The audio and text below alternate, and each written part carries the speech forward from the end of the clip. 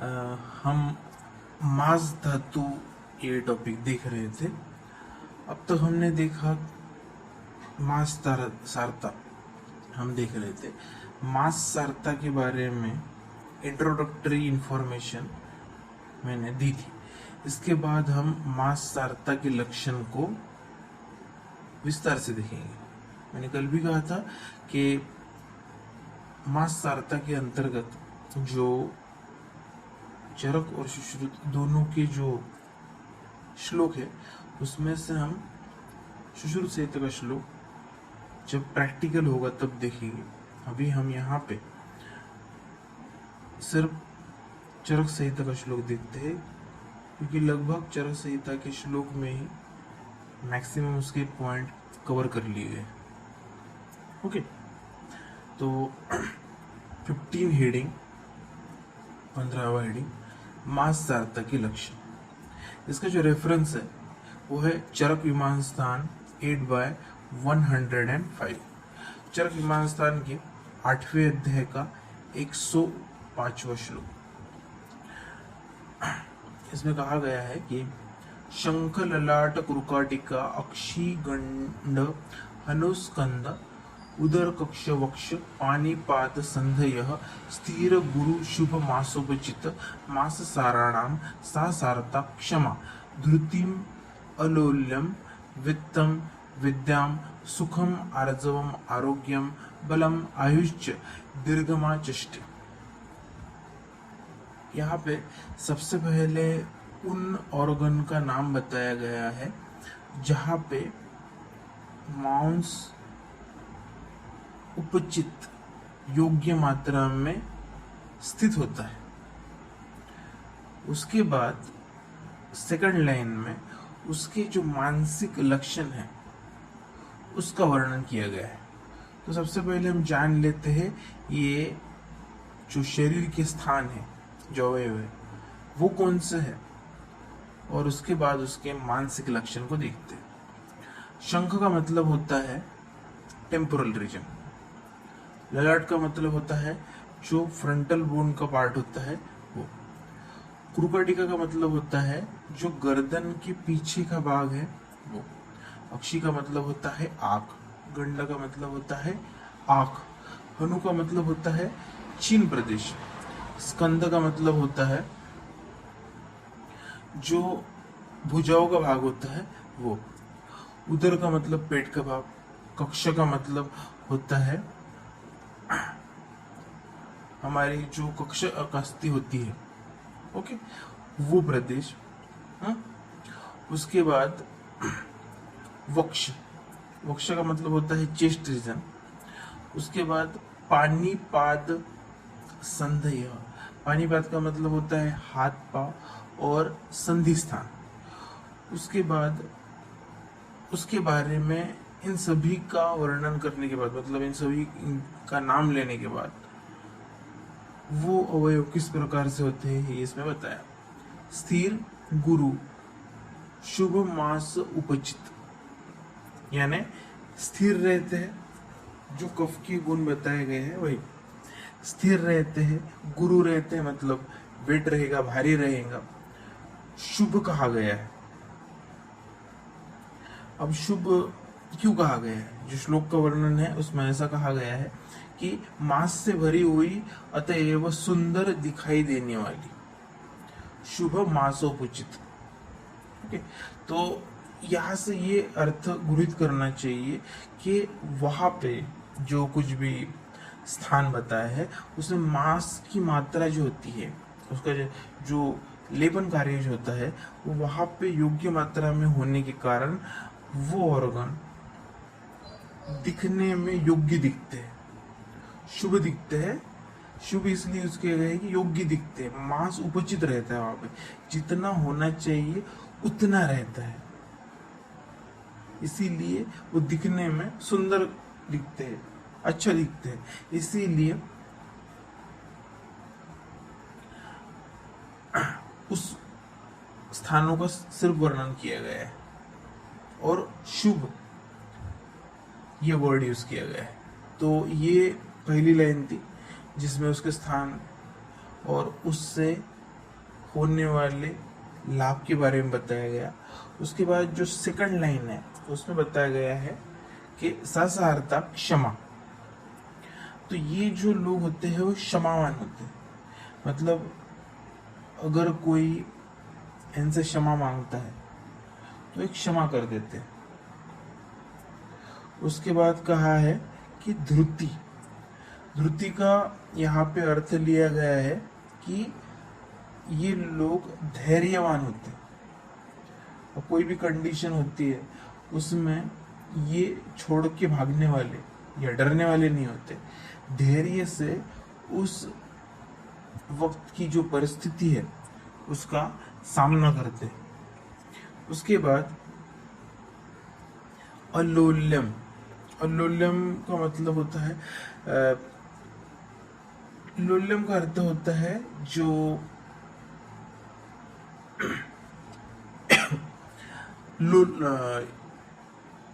लोभ, किसी भी चीज का प्रति जो वासना रहती है वो, तो इनमें उस प्रकार का भाव जो होता है वो उतना नहीं होता है।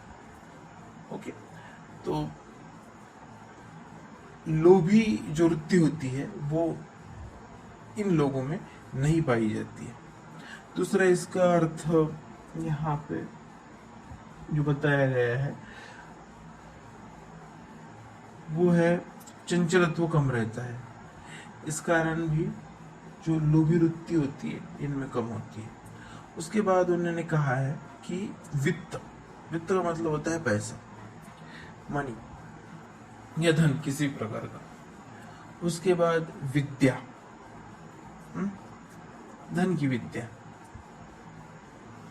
विद्या मतलब विद्या यह धन। उसके बाद सुखम आर्जवम आरोग्यम, सुखी रहते हैं। आर्जव का मतलब होता है सरल होते हैं। सरल होते मतलब विचारों से, इनके विचारों में सरलता होती है। जो ये कहते हैं उसका मीनिंग वही होता है, कहना है एक, मीनिंग दूसरा। ये जो क्राफ्टीनेस है, यानी उसे कहेंगे किसी को फंसाने वाली जो वृत्ति होती है, ये इन लोगों की नहीं होती। ओके, उसके बाद कहा है आरोग्य और बल, ये भी होता है। तो ये जितने भी मानसिक भाव इसमें बताए गए हैं ये सभी संबंधित है बल से। इन व्यक्तियों के शरीर में मांस की योग्य मात्रा होती है। उसके बाद कफ के साथ उसका साधर्म्य होता है, और उसके साथ साथ जितनी भी चीजें यहाँ पे बताई गई है, क्षमावान, धैर्यवान, धन, विद्या, ये सभी के सभी उस बल के कारण आएगी, क्योंकि शरीर के साथ साथ मन का बल भी उत्तम होता है। ओके, और इसीलिए ये सभी गुण आए हैं। और अगर ये सब चीजें योग्य मात्रा में, इसका मतलब उसको योग्य मात्रा में आहार की प्राप्ति हो रही है, तभी वो अपने शरीर तथा मन को इतने सुव्यवस्थित तरीके से रख पाता है। ऑब्वियसली धन यहाँ पे आएगा, और धन है शारीरिक और मानसिक स्थिरता है, तो सुख प्राप्त हो गई। ऐसा तात्विक साधर्म हमें इस सारता के शब्दों से लेना चाहिए। एंडिंग में कहा गया है कि आयुष्य दीर्घमा चष्ट, यानी दीर्घ आयु होने का संकेत करती है। दीर्घम आयु होने का संकेत करती है, इसका मतलब ये सभी गुण अगर उनके शरीर में योग्य है, बल योग्य मात्रा में है, शारीरिक मानसिक, तो व्याधि की उत्पत्ति होने के बाद व्याधि जल्दी ठीक भी हो जाएगी, क्योंकि बल उत्तम रहेगा तो वैदिक क्षमत्व भी अच्छा रहेगा। और इन सभी गुणों के द्वारा हम ये कह सकते हैं कि इन व्यक्तियों की जो आयु जो रहती है वो ज्यादा रहेगी। तो ये मास सारथा के लक्षण है। इसके बाद हम नेक्स्ट पॉइंट देखते हैं मांस धातु की विकृति। तो आपको पता है विकृति जो होती है वो दो तरीके की होती है, एक तो वृद्धि नहीं तो क्षय। यहाँ पे सबसे पहले बताया गया है कि मांस वृद्धि के कारण क्या है, उसकी क्रोनोलॉजी क्या है, उसका सीक्वेंस क्या है, वो हम पहले देखेंगे। उसके बाद मांस वृद्धि के लक्षण देखेंगे। इसमें सबसे पहले बताया गया है कारण। क्या कारण होता है मांस वृद्धि का? मांस वृद्धि के कारण होता है गुरु तथा स्निग्ध आहार। इसका आहार में ज्यादा मात्रा में समावेश, स्निग्ध तथा गुरु आहार ग्रहण करना चाहिए, लेकिन इन व्यक्तियों के आहार में जब जितना चाहिए उससे ज्यादा मात्रा में इसका सेवन रहता है तो मांस ये विकृत पद्धति से शरीर में बढ़ने लगता है। उसके बाद कहा है व्यायाम का अभाव, यानी एक्सरसाइज ना करना। आहार ज्यादा लोगे और उसकी मात्रा में जो एक्सरसाइज करनी चाहिए, जो व्यायाम करना चाहिए, जो शरीर की मूवमेंट होनी चाहिए, वो अगर नहीं होती है तो जो भी कैलोरीज, मॉडर्न के अनुसार नहीं देखेंगे लेकिन फिर भी ये कैलोरीज की तरह ही ये बॉडी में मांस जो होता है वो बढ़ता जाता है। अगर योग्य तरीके से उसको हम यूटिलाइज नहीं करेंगे तो ये विकृत तरीके से शरीर में बढ़ता जाएगा। ओके, तो ये होने के कारण शरीर में कफ की वृद्धि होती है। कफ की वृद्धि होती है और आपको पता है कफ और मांस का आश्रय संबंध होता है, और कफ की वृद्धि होगी तो शरीर में मांस की भी वृद्धि करेगा। तो ये उसका कारण है। उसके बाद देखते हैं मांस वृद्धि के लक्षण। मांस वृद्धि का जो लक्षण है उसका रेफरेंस है सुश्रुत सूत्र स्थान 15/18, सुश्रुत सूत्र स्थान की 15वें अध्याय का 18वां श्लोक। इसमें कहा गया है कि मांस स्पीक गंड उपस्थ उरुबाहु जंगासु वृद्धिम गुरुगात्रताम च। यहाँ पे शरीर के ऐसे ऑर्गन बताए गए हैं जहाँ पे मांस वृद्धि होने के बाद मांस ज्यादा मात्रा में होकर वो ऑर्गन्स लटक से जाते हैं, यानी ज्यादा मात्रा में मांस वहां पे होता है। तो यहाँ पे पता है मांस स्पीक का मतलब होता है जो नितंब प्रदेश होता है, जो बटक का रीजन होता है वो। गंड का मतलब होता है गाल, गंड स्पीक गंडो वस्त। उसके साथ साथ गंड के साथ साथ ओष्ठ भी आ जाते हैं। उसके बाद उपस्थ का मतलब होता है मेल जेनेटलिया, ओके, पेनिस। उपस्थ उरु, उरु का मतलब होता है उरु प्रदेश। उरु प्रदेश का मतलब जहां पे फीमर बोन रहता है वो। उसके बाद कहा है बाहु, बाहु मतलब भुजाएं।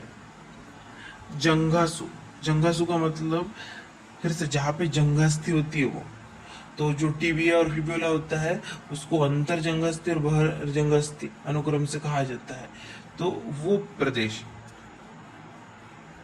वृद्धिम गुरुगात्रता च, तो यहाँ पे ज्यादा मात्रा में मांस का संगठन हो जाता है, जितना होना चाहिए उससे ज्यादा। अब इसके वर्णन में क्या लिखा गया है? मांस धातु यदि अतिरुद्ध हो तो नितंब गाल ओष्ठ योनि उरु बाहु और जंघा स्थूल हो जाते हैं तथा शरीर भी भारी हो जाता है। तो यहाँ पे उन्होंने पुरुष के जेनेटली के साथ योनि का भी वर्णन किया गया है, तो वहां पे भी मांस की मात्रा बढ़ जाती है, ऐसा कहा गया है। उसके वर्णन में ये लिखा गया है। तो शरीर की जो सभी भाग हो जाते हैं यहाँ पे मांस की मात्रा बढ़ जाती है, ये वृद्धि के लक्षण में बताया गया है। उसके बाद हम देखते हैं मांस क्षय के लक्षण। मांस क्षय का जो लक्षण है वो रेफरेंस है इसका अष्टांग हृदय सूत्र स्थान 11/8, अष्टांग हृदय सूत्र स्थान की 11वें अध्याय का 8वां श्लोक। इसमें इन्होंने कहा है मांस अक्ष ग्लानि गंड स्पीक शुष्कता संधि वेदना च। तो पिछली श्लोक में हमने देखा था कि मांस की मात्रा बढ़ जाती है, इसमें क्या होगी, मांस की मात्रा कम हो जाएगी।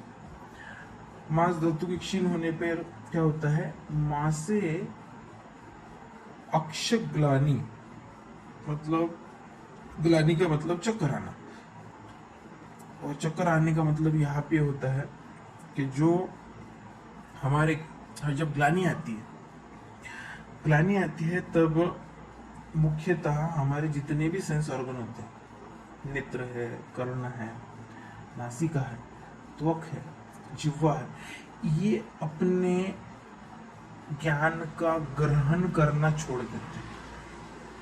ओके, इसीलिए ग्लानि वर्ड को यूज करके इन्होंने कहा है कि जब मांस धातु क्षीण होता है तो इंद्रिया दुर्बल होती है, और इंद्रिया दुर्बल होने के बाद जो ज्ञान ग्रहण का कार्य उसके द्वारा किया जाना चाहिए, जो किया जाता है वो नहीं किया जाएगा। दुर्बलता आ जाएगी उसके कार्यों में।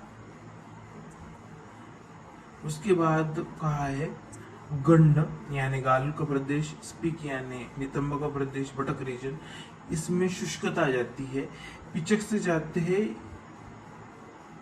या सुख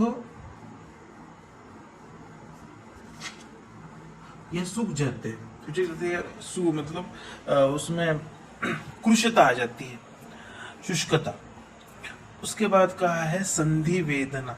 संधि वेदना का मतलब यहाँ पे संधियों में पीड़ा होती है, क्योंकि स्थान के साथ साथ संधि स्थान का जो श्लेषक कफ होता है उसकी मात्रा भी कम हो जाएगी, और उसकी वजह से संधि वेदना या लक्षण उत्पन्न हो जाता है, संधियों में पीड़ा होती है, ये श्लोक में कहा गया है। शारीरिक और बल कम होके ज्ञानेंद्रिय और कर्मेंद्रियों की कार्य क्षमता कम होती है। एक अलग से सेंटेंस में बताया गया है कि शारीरिक बल जब कम होता है उसकी वजह से जो ज्ञानेंद्रिय होते हैं पंच, और जो पंच कर्मेंद्रिय होते हैं उनकी कार्य क्षमता जो होती है, उनकी कार्यकारी जो शक्ति होती है वो कम हो जाती है। इस प्रकार से यहाँ पे मांस धातु में जो बताए गए पॉइंट्स है वो समाप्त हो गए। लेकिन मांस धातु जो होता है वो मुख्यतः बनता है मांसपेशियों से। तो इस अध्याय में मांस समाप्त होने के बाद मांसपेशियों को अलग से वर्णन किया गया है। तो मांसपेशी, इसके ऊपर आपको शॉर्ट नोट्स आ सकती है, और अगर मांसपेशियों को आपने ठीक से समझ लिया तो मांस धातु समझने के लिए और अच्छे से सहायभूत होता है। तो इसीलिए हम मांसपेशियों का वर्णन देखेंगे और फिर हमारा मांस धातु ये धातु समाप्त हो जाएगा। तो 17वां पॉइंट है मांसपेशी। मांसपेशी में सबसे पहले बताया गया है मांसपेशी की उत्पत्ति। मांसपेशी की उत्पत्ति का जो श्लोक बताया गया है वो रेफरेंस है सुश्रुत शारीर स्थान 4/28 एंड 29। सुश्रुत शारीर स्थान चौथे अध्याय का 28वां तथा 29वां श्लोक। इसमें कहा गया है यथार्थम उष्मना युक्तो वायुः स्त्रोतांसि धारयेत अनुप्रविशति पीशितम पेशी विभर्जते तथा। इसका अर्थ होता है कि जिस प्रकार वायु उष्मा से युक्त होकर स्त्रोतों को विदीर्ण कर देती है, उसी प्रकार वायु मांस में प्रविष्ट होकर उसे पेशी के रूप में विभक्त कर देती है। यानी सरल शब्दों में अगर कहा जाएगा तो उन्होंने उपमा देते हुए ये बताया है कि जिस प्रकार से जब शरीर की निर्मित होती है, ये सुश्रुत शारीर स्थान में हमारे गर्भ में जो शरीर उत्पत्ति होती है उसका वर्णन है। तो जिस प्रकार से वायु और उष्मा, यानी उष्मा का मतलब होता है अग्नि महाभूत, ये दोनों मिलके क्या करते हैं, स्त्रोतों को विदीर्ण करते हैं, यानी स्त्रोतस का शरीर में निर्माण करते हैं। वायु और उष्मा मिलकर, उसी प्रकार से वायु मांस में जब प्रविष्ट होती है तो मांस में प्रविष्ट होकर पेशी के रूप में उसको विभक्त कर देती है, विभर्जती। आपको अगर याद होगा, याद होना चाहिए, जब हमने सबसे पहले हम सिद्धांत देख रहे थे उसके पहले स्टार्टिंग में हमने देखा था कि वायु का कर्म जब गर्भ उत्पत्ति के वक्त पेशी विभाजन कहा गया था। वायु जो होती है विभर्जिती, मतलब उस स्थान पे पेशी का जो रेप्लिकेशन होता है उसमें सहायभूत होती है। तो वो यहाँ पे कहा गया है कि जब वायु मांसपेशियों में प्रविष्ट होती है तो उसका रेप्लिकेशन करके उसको पेशी में पूर्ण तरह से विभक्त कर देती है। तो पेशी एक रहेगी, उसके बाद फिर अलग अलग पेशियां बनेगी और फिर उस अलग अलग पेशियों से शरीर का निर्माण होगा। जैसे स्टार्टिंग में ओनली 3 जर्मिनल लेयर्स होती है, एक्टोडर्म, एंडोडर्म, मेसोडर्म, ये बन गई। तो ये 3 पेशी हम समझ सकते हैं। और फिर उसमें अगर वायु आएगा तो उसको विभाजित करके अलग अलग पेशियों का वहां पे निर्माण होगा। ओके, एंड आपने एनाटॉमी में भी गर्भ शरीर में पढ़ा होगा कि प्रथम मासी कललम जायते। तो प्रथम मास जब रहता है तो सिर्फ मांस का गोला रहता है, और फिर उत्तर उत्तर गर्भ की उत्क्रांति जैसे जैसे हो जाती है वैसे वैसे फिर एक एक ऑर्गन की निर्मित हो जाती है। तो यहाँ पे मांसपेशियां कैसे बनती है गर्भ में, इसका वर्णन किया गया है। उसके बाद मांसपेशी का स्थान। मांसपेशी का जो स्थान होता है वो तो सभी शरीर में होता है, लेकिन फिर भी इसमें अलग से क्या बताया गया है वो देख। इसका रेफरेंस है शुश्रूषास्थान 5/38, शुश्रूषास्थान के 5वें अध्याय का 38वां श्लोक। इसमें कहा गया है कि सीरा स्नायु अस्थि पर्वणि संधेच शरीरानाम पेशी भी सौवृत्ता नत्र बलवंती भवन्तस्तः। इनका कहना है जो सीरा होती है यानी वेसल्स, इसमें आर्टरीज, वेन्स, कैपिलरी सभी आ जाएंगी।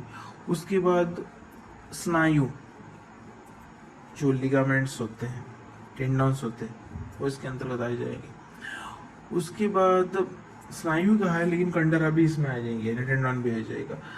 अस्थि पर्वाणी यानी अस्थि के पर्व का मतलब होता है उसके एक्सट्रीमिटीज ऑफ बोन। तो अस्थि, कंप्लीट अस्थि और उसकी एक्सट्रीमिटीज भी। संधेच, संधिया, शरीराना, इन सभी स्थानों पे होती है। पेशी भी पेशियां होती है। सौवृत्त का मतलब होता है ढका होना। तो ये क्या कर देती है, ढक देती है पूरे शरीर को। ढकी होने के कारण बलवती होती है। तो पूरा मीनिंग ऐसा है, सीरा, स्नायु, अस्थि और संधियां मांसपेशियों से ढकी होने के कारण बलवती होती है। तो शरीर में जितने भी ऑर्गन्स बताए गए हैं, सीरा, स्नायु, अस्थि, संधि, इन सभी के ऊपर मांस का लेपन होता है और इसके कारण ये बलवान होते हैं, क्योंकि इनके कारण ये जो ऑर्गन्स होते हैं मांस के कारण अपना कार्य कर सकते हैं, उसके ऊपर डिपेंड होते हैं, इसीलिए उसके कारण ये बलवान होते हैं, ऐसा कहा गया है। ये मांसपेशी के स्थान में बताया गया है। मांसपेशी का सामान्य कार्य, जो मांस का कार्य है वही, लेकिन थोड़ा सा बताया गया। सामान्य कार्य और विशेष कार्य बताया गया। तो सामान्य कार्य में सबसे पहला कार्य तो होता है लेपन। आपको पता है पूरे शरीर में उसका लेपन होता है, internal and external also as an skin.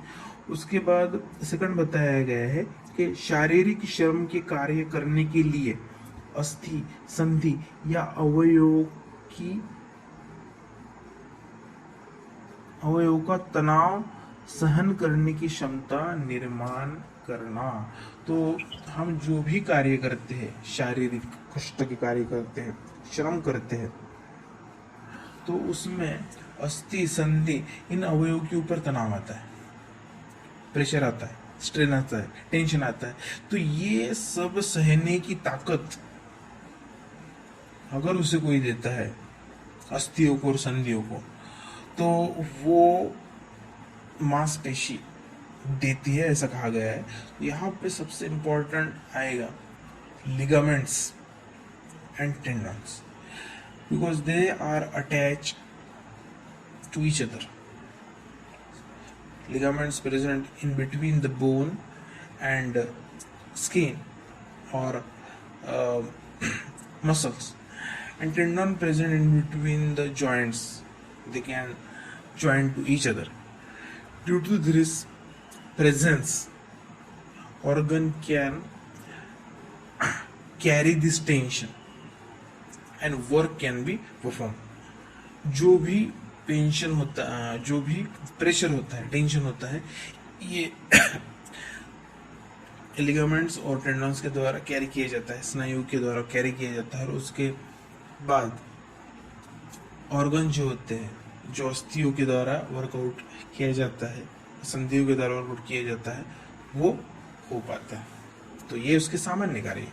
अब मांसपेशियों की विशेष कार्य, मांसपेशियों के विशेष कार्य में बताया गया है कि विशेष स्थान पर की विशेष मांसपेशियां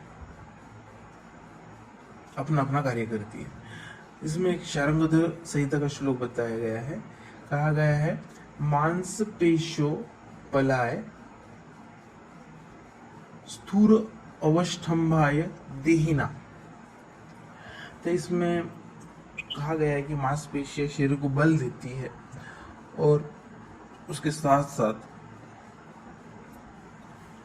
अवष्टंबन करती है। अवष्टंबन करती है का मतलब आधार देती है, तो ताकत भी देती है, ओके, और शरीर को आधार भी देती है, ऐसा इसमें कहा गया है। उसके बाद मांसपेशियों की संख्या का वर्णन किया गया है। तो शरीर में पूरे मिला के, ये एनाटॉमी का पॉइंट है कि शरीर में पूरे मिला के 500 मांसपेशियां होती है, और स्त्रियों में वक्ष और योनि मार्ग में 10 मांसपेशियां जो होती है वो ज्यादा मात्रा में होती है। ओके, अब जो मांसपेशियां होती है उसके विविध आकार होते हैं, तो उसके 12 टाइप्स बताए गए हैं। तो लास्ट पॉइंट है मांसपेशियों के विविध आकार, उसका जो रेफरेंस है वो है सुश्रुत शारीरस्थान के 5वें अध्याय का 40वां श्लोक। ओके, तो ये लिखा नोट्स में आपने तो भी चलेगा, नहीं लिखा तो भी चलेगा, समझने के दृष्टिकोण से ये मैं बता रहा हूं। ओके, तासाम च बहल पेलव स्थूल अनुपृथु वृत्त रस्व दीर्घ स्थिरम मृदु श्लक्षण कर्कश भावाः संधय स्थिर शिरा स्नायु प्रच्छादका यथा प्रदेश स्वभावत एव भवन्ति, ऐसा कहा है सुश्रुत शारीरस्थान के 5वें अध्याय के 40वें श्लोक में। तो उन्होंने बताया 12 टाइप की मांसपेशियां होती है, और वहाँ उसके साथ साथ उसका एक एग्जाम्पल देखेंगे तो समझने में आसानी होगी। तो सबसे पहला जो प्रकार बताया गया है वो बताया गया है बहल। बहल का अर्थ होता है बड़ा। ओके, तो लार्ज और ब्रॉड जो मसल होती है वो इसके अंतर्गत आती है।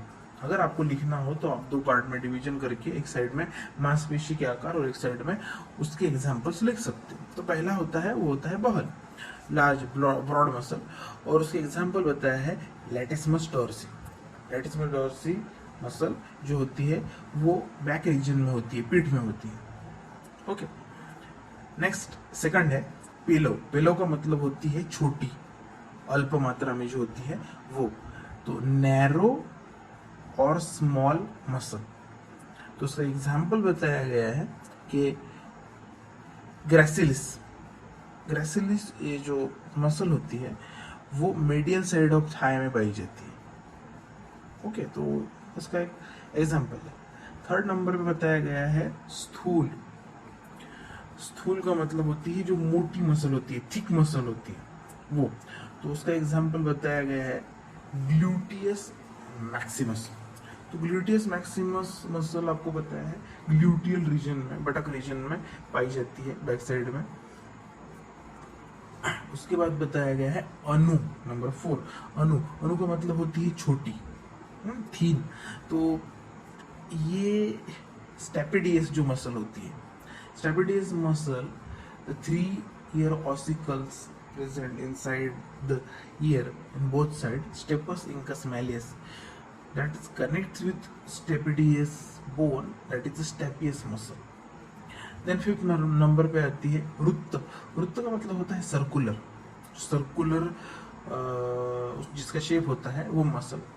तो उसका एग्जांपल दिया है ऑर्बिकुलरिस ऑरिकुलाई।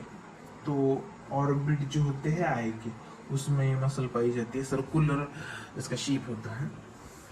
उसके बाद बताया गया है रस्व। रस्व का मतलब होता है शॉर्ट, जैसे छोटा। तो उसका एग्जाम्पल बताया गया है इंटरकोस्टल मसल।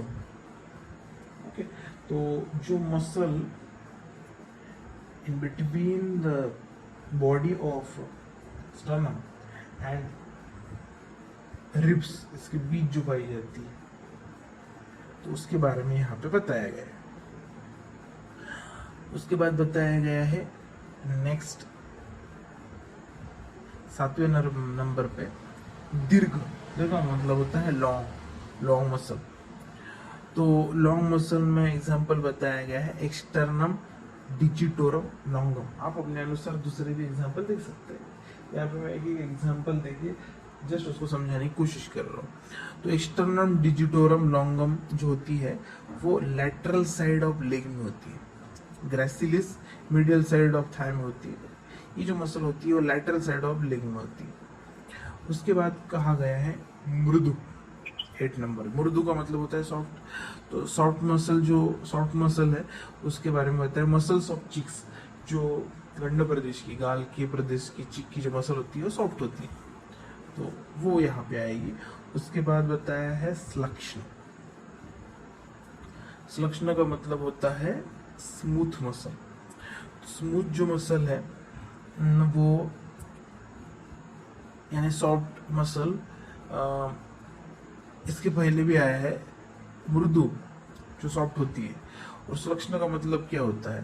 तो सुलक्षणा का मतलब होता है स्मूथ। तो सुलक्षणा में सॉफ्ट मसल ऑफ टंग, जो टंग की मसल होती है वो बताया गया है। नेक्स्ट बताया है 10 नंबर पे कर्कश। कर्कश का मतलब होता है रफनेस। तो जो रफ मसल्स होती है उसको, उसका एग्जांपल बताया गया है diaphragm. So diaphragm present in between the thoracic cavity and abdominal cavity। तो उसका जो सरफेस होता है वो रफ होता है, इसीलिए वो रफ मसल के अंतर्गत आती है। उसके बाद नेक्स्ट आता है पृथु। पृथु का मतलब होता है विस्तीर्ण, जो फ्लैटनेस होता है वैसे मसल। तो इसका एग्जांपल है एक्सटर्नल ऑब्लिक्यू मसल, यानी एब्डोमिनल मसल। एब्डोमिनल मसल होती है एक्सटर्नल ऑब्लिक्यू। और लास्ट में बताया गया है 12th स्थिर। स्थिर मांसपेशी, कठिन हार्ड सी, फर्मनेस जिसमें होता है। Trapezius, trapezius present at the back muscles, the back region. तो ये 12 प्रकार है। अब ये 12 प्रकार जो है ये मैंने क्यों बताया, ये बताने के पीछे का मुख्य उद्देश्य ये था कि हमारे शास्त्र में भी जो डिसेक्शन किया गया है, तो जो ये होती है सर्जरी, वो सर्जरी सुश्रुत का पार्ट कहा जाता है। ओके, मॉडर्न कॉलेज में भी आप कहीं पे भी जाओगे तो सर्जरी पार्ट को सुश्रुत विभाग लिखा जाता है। तो डिटेल में उस वक्त डिसेक्शन करके उन्होंने बॉडी को इनसाइड देखा था और उसके बाद में वर्णन करके लिखा गया है। ओके, तो पूरा देख के एनालाइज करके इसको लिखा गया है, ऐसे ही नहीं लिखा गया है। तो ये थे मांस के धातु का वर्णन। अब इसके जो श्लोक है ये आपको सेंड कर दूंगा। नेक्स्ट लेक्चर में हम मेद धातु को शुरू करेंगे, लेकिन आप इसकी नोट्स बना लीजिए। इसके अंतर्गत के जो श्लोक है, इम्पोर्टेंट श्लोक, मैं आपको नेक्स्ट लेक्चर में बताऊंगा। ये तो पार्ट आपको समझ चुका होगा, कुछ ध्यान में नहीं आए